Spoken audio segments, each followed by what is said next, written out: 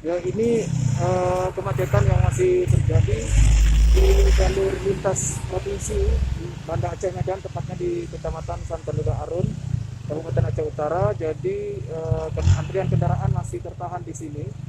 Bahkan genangan air memang tidak lagi di area persawahan masih. Kemudian di depan beberapa radius meter itu ada genangan air di badan jalan, sehingga airnya juga cukup tinggi selutut orang dewasa, jadi banyak antrian kendaraan di sini.